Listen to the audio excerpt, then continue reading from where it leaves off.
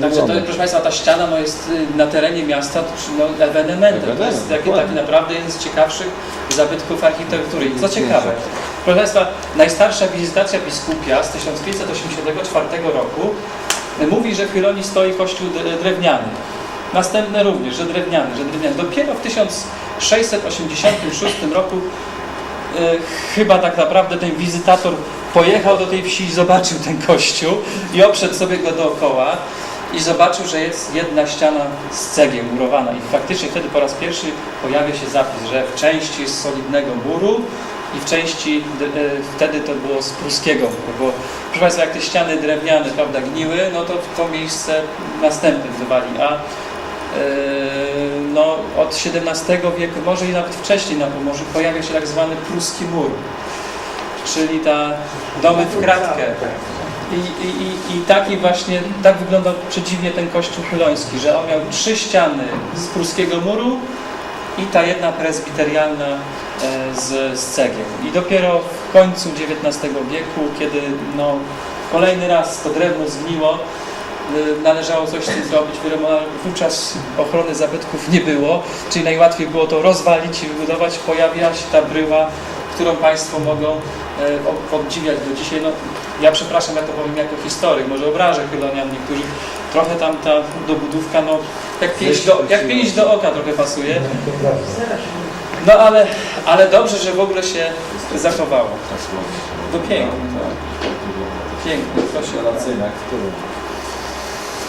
Także to jest jeden z tych najciekawszych opisów. Proszę Państwa, jeżeli Państwo pozwolą, zachował się jeden opis wizytatorski w języku polskim z 1781 roku. Może Państwu go zacytuję, bo jeszcze nie publikowany był ten opis. No. Krótko.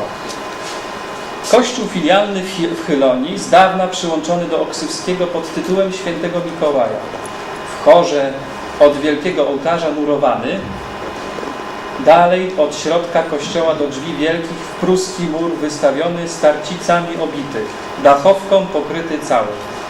Dzwonnica drewniana na zachód słońca, gątami dębowymi pokryta, przyłączona do kościoła.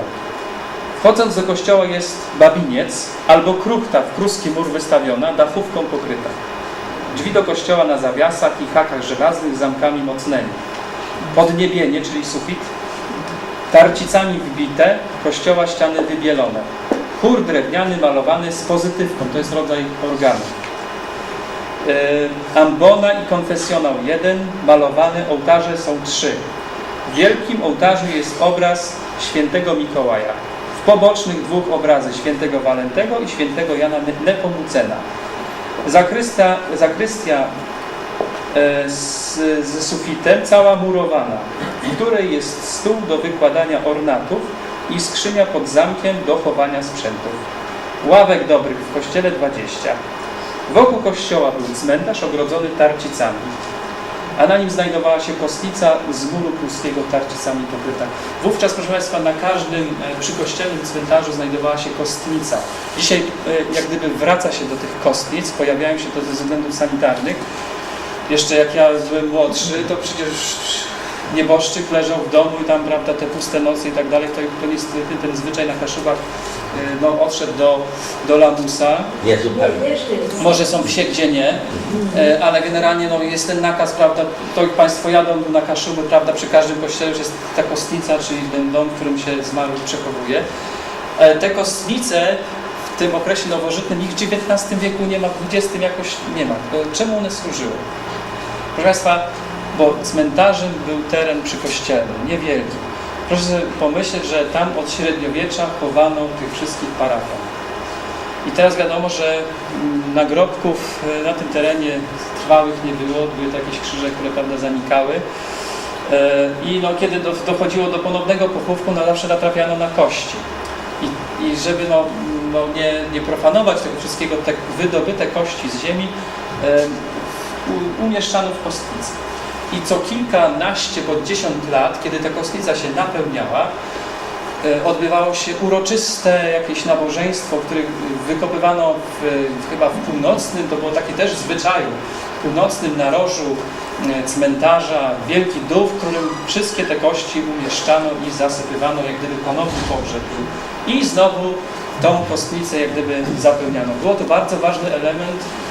Wówczas właśnie bardzo zwracali na to uwagę ci wizytatorzy tego okresu nowożytnego, że ta kostnica aby jest, żeby, prawda, nie dochodziło do profanacji, prawda, tych doczesnych szczątków, tych poprzedników, którzy tam byli wcześniej złożeni. A ponieważ w XIX wieku wprowadzono już Prusacy przepisy sanitarne, które zabraniały chowania zmarłych na terenach przykościelnych, bo one te tereny się w środku wsi znajdowały, obok ujęcia wody, prawda, studnie, to wszystko, prawda, już wtedy sobie zdawano sprawę, że to szkodzi i wówczas te cmentarze zostały przeniesione jak gdyby poza obręb wsi. I wtedy też razem z tymi nowymi cmentarzami zaniknęły te kostnice w tym XIX wieku. Jeszcze, prawda, no Państwo też pamiętacie, że jeszcze, no jeszcze nawet jak dzisiaj przy niektórych kościołach, jak jest jeszcze światły ksiądz, to przy tych cmentarzach jeszcze przykościelnych, przepraszam, w XIX, początku XX wieku chowano, ale bardziej znacznie, prawda, już bardziej znaczne osobistości. To byli księża, którzy tam pracowali, miejscowi notable, ale już większość parafian była chowana na tych cmentarzach poza wsią. Tu wyjątkiem jest tylko cmentarz w Oksywiu, bo tu chyba nie było możliwości i on jak gdyby został przeniesiony troszeczkę tam w dół na tej skarpie Kępy i tam został uruchomowany ten nowy cmentarz według tych przepisów sanitarnych XIX. No, a w Rumi, w Starej Rumi, przy samym kościele cmentarz. Tak, ale potem już tam akurat trafiłem. Tam chyba on z braku miejsca przed I wojną światową jeszcze była decyzja, żeby go, czyli dosyć późno, ma Pan rację, że dosyć późno i on jest w tej chwili za tym nowym kościołem. Bo tam w Rumi była taka sytuacja, że szkoda, że w ogóle zawalił się ten kościół. To był też kościół średniowieczny, wokół którego funkcjonował cmentarz. I on był w złym stanie już w latach 60. XIX wieku. Zachowało się piękne zdjęcie, jak Państwo kiedyś sięgną do takiego albumiku Powiat Wejherowski na dawnych pocztówkach, to tam jest to wnętrze. I kiedy już wystarano się, kiedy zarząd kościelny i proboszcz wystarał się o budowę nowego kościoła, na szczęście nie zburzono go, tylko wystawiono po przeciwnej stronie ulicy, też na terenie kościelnym, ten kościół, który funkcjonuje do dzisiaj i za nim powstał też ten, mniej więcej w tym samym okresie, cmentarz.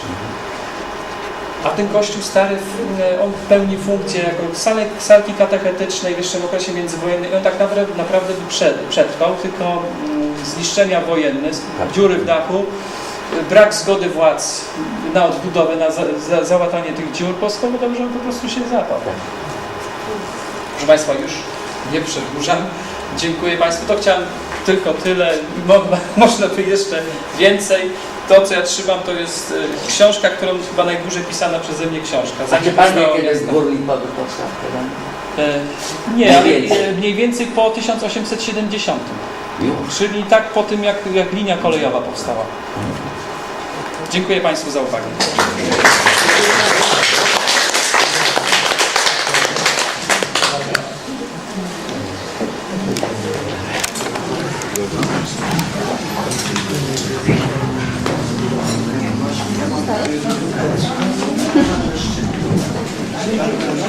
Inne nazwa się pojawia też.